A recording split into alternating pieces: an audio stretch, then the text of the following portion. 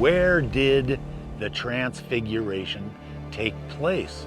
And why is it important to know exactly where it took place? In fact, Jesus takes them to the goat demon Pan's altar, where the gate to hell happens to be, where the fallen angels came to earth to mate with the human women.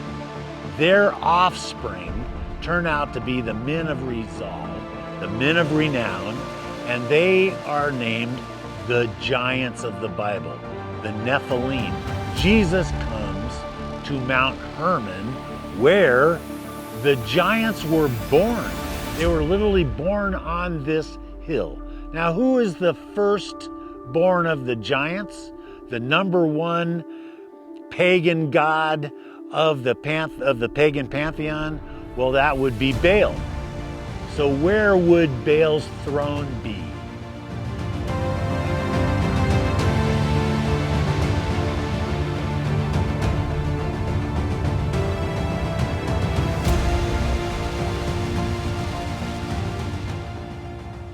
And how dynamic is that?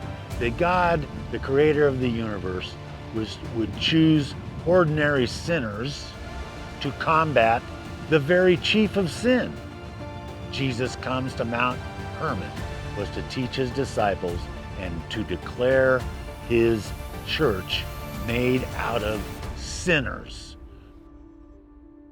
Years ago, I found a problem with the story of the Transfiguration in the New Testament. That's Matthew 17, Luke chapter 9, and Mark chapter 9.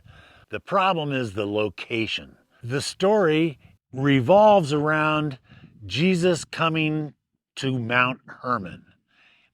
And really, you need to understand why Jesus came to Mount Hermon in the first place. Otherwise, you never understand the real story behind the story. What is on Mount Hermon that is so important that Jesus and his disciples would walk some 50 miles north of the Sea of Galilee to come here? What is so important about Mount Hermon?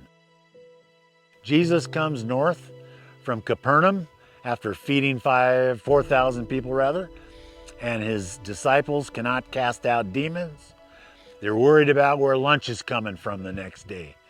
So they get all the way up here, and because Peter in Matthew chapter 17 wants to build 3 Sukkots, one for Jesus, one for Moses, and one for Elijah, we automatically know that tells us that they're here on Mount Hermon for the Feast of Tabernacles, which means they're not in Jerusalem where they're supposed to be. In fact, Jesus takes them to the goat demon Pan's altar, where the gate to hell happens to be, the pit to the underworld, where sacrifices took place, public orgy took place, all the debauchery you can even imagine in your mind took place right down the hill from us at Banyas. So they get to Caesarea Philippi on perhaps the first day of Tabernacles, and they set up their Sukkots down there in Banyas. And there Jesus declares his church after he asks the big question, which is a question we all need to answer to ourselves. And the question is, but whom say ye that I am? Now Peter gets it right. He answers, and he said, Thou art the Christ, the Son of the living God. Jesus then replies and says, yes, that's correct. Flesh and blood couldn't have told you that, only my Father in heaven. And he gives Peter a promotion by calling him Simon Bar-Jonah. Now all of a sudden Peter, the uneducated fisherman, is now called the son of Jonah, the prophet Jonah. So then Jesus says, you are Petros. You have to get that right. He reintroduces Peter not as Simon Bar-Jonah, son of the prophet. No. Jesus says, it's kind of like, wait a minute, you are Petros. He speaks Greek, calls him a pebble, which of course is to deflate his ego because all of a sudden he thinks he's the son of a prophet. He says, okay, Peter, you are Petros, comma, and upon this rock I will build my church, and the gates to hell will not prevail against it. They're literally standing at the gate to hell down at Banyas, right below us. So Jesus says right after that, he says, I will give you, and that is speaking to the church, I will give you the keys to the kingdom of heaven. Whatever you bind on earth will be bound in heaven. Whatever you loose on earth will be loosed in heaven. When he says, upon this rock I will build my church, he's not referring to Peter individually. He's talking to the sinners of the world, because the rock that he's standing on, that the disciples and his group are there next to the gate to hell, the very altar of the goat demon Pan, that rock represents the sinners of the world. That's literally the gateway to hell down there. So the rock is all of us that are believers in Jesus. We are the rock because we have the authority to go against the evil forces of this world. And how dynamic is that? That God, the creator of the universe, would choose ordinary sinners to combat the very chief of sin. That's extraordinary to me. But of course, we are redeemed sinners. We have been washed. We have been cleansed. We have been set free. We have been forgiven. We have been anointed and saved. And now, of course, we are given the authority. And then on the last day, because it says after the 6th day, which means the last day of the Feast of Tabernacles, they walk up the hill. So Jesus comes to Mount Hermon to basically reclaim the mountain for the kingdom of God. Because after all, this mountain is where the Nephilim were born. This is where the bad angels came to planet Earth to try to thwart God's plan of redemption. So Jesus first, he goes to the altar of the goat demon Pan down the hill at Banyas. So theologically speaking, then Jesus goes from the goat demon Pan's altar right up the hill to this very spot, which turns out to be Baal's own throne. Baal is the #1 fertility god of the pagan world. He's the top dog. He's the firstborn of the Nephilim. He's in charge of all the other giants. He basically is the devil incarnate. Well, it turns out, after I spent many months walking all the hills, going to the high places around Mount Hermon, and I found the similarities in every single temple site. They all had niches cut into the stones, standing stones, by the way, for statues of the pagan fertility gods. They all have these military defensive walls built out of stone that signify that there's something special going on the hilltop. They're all, by the way, on high places where springs happen to be, and they cut out of the ground the spring. They line it with rocks so that they have a pool of water, not just to drink out of, but to the pagan world, those pits that are common in all the other cultic temple sites, including Baal's throne, they are the opening or the doorway to the underworld. What is a pit? First, you have to have water. because springs coming up from underground would be the doorway to the underworld. And what you do with a spring, we even do it to this day, is you simply dig it out and line it with stones. Here's an old pit right here at the base of the towers. This would have been full of water back in the old days.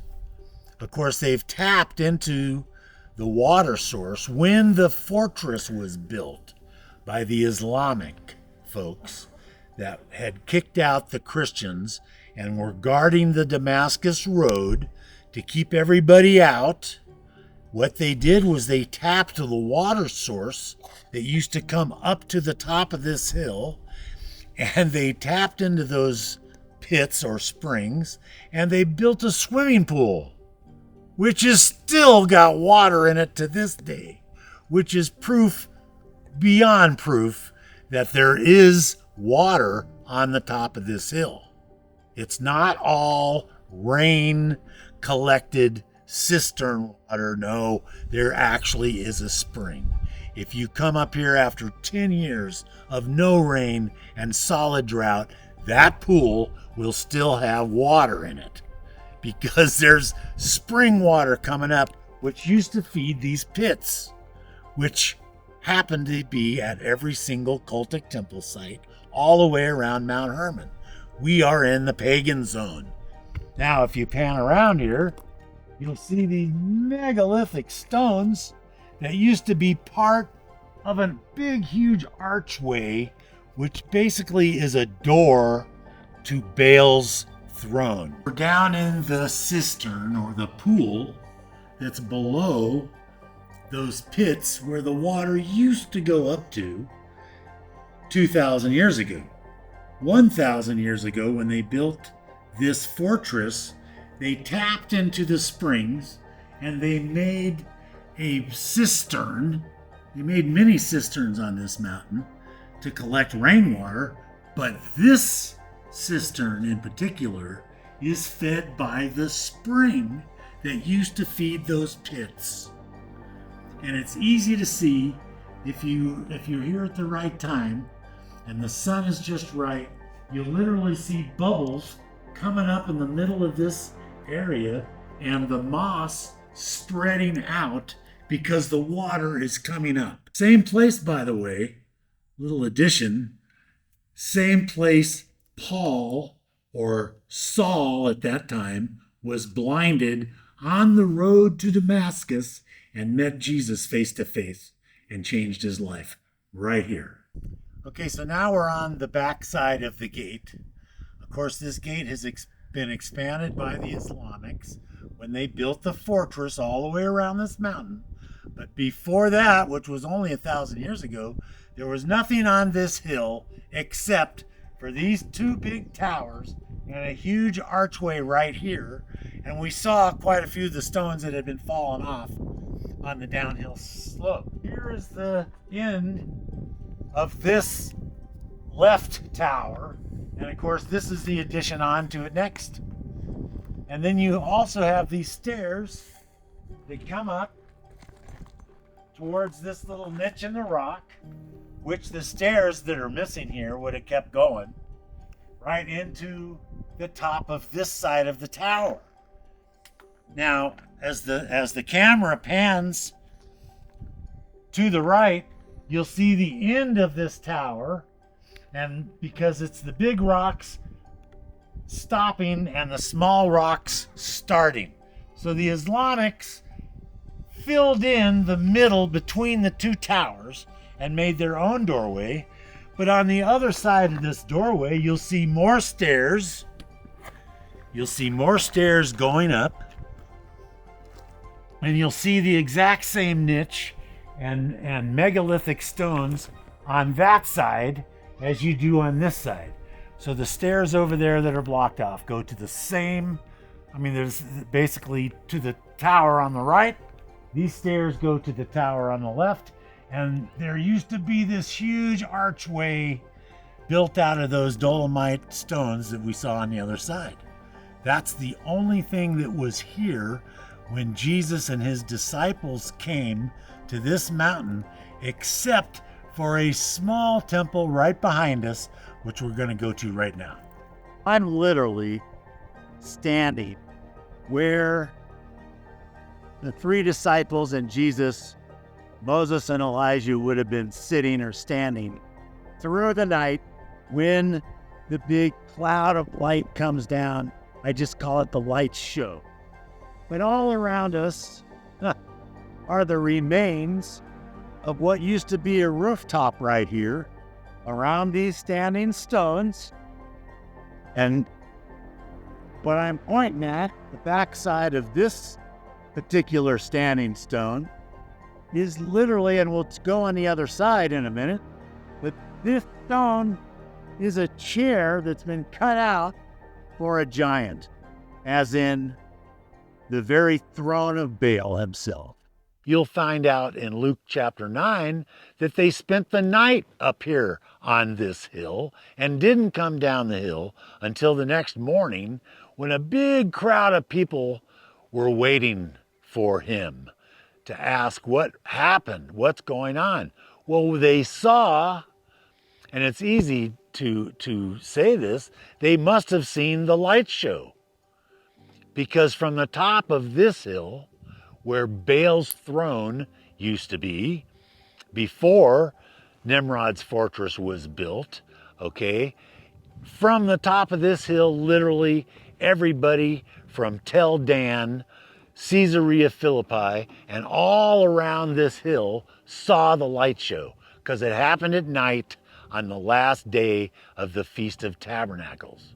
Now, if you're Jewish, that should ring a bell, because on the last day of the Feast of Tabernacles, every year in Jerusalem, they put on a big light show themselves, trying to commemorate the Shekinah glory, the pillar of fire that they had in the wilderness that guided them around.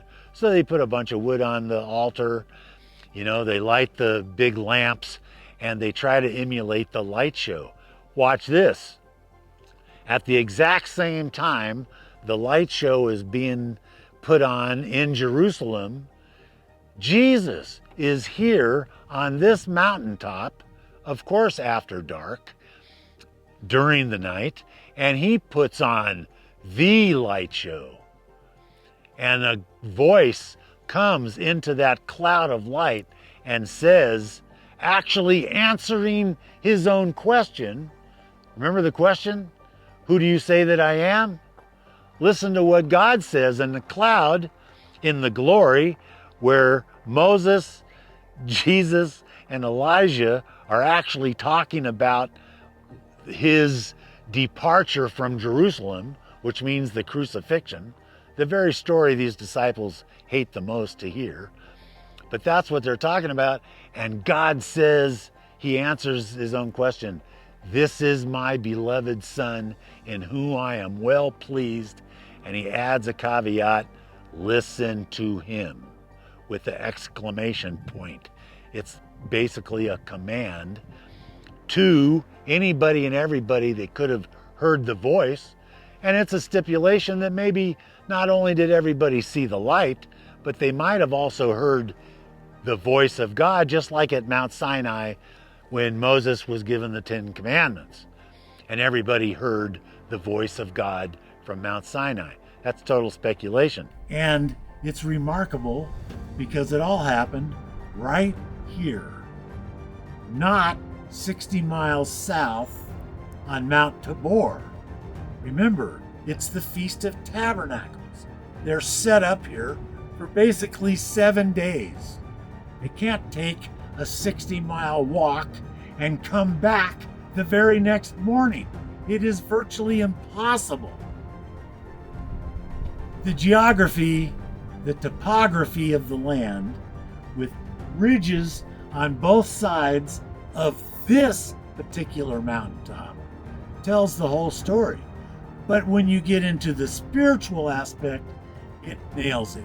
Because what would be better for the creator of the universe to do than first start at the goat demon Pan's altar, where all that debauchery and lasciviousness is taking place. And then from there, go right straight to the top dog's altar, Baal's own altar himself, to answer the very question, who do you say that I am? And of course, we all need to answer that question. Jesus, Yeshua HaMashiach, is indeed the Messiah, the Son of the living God.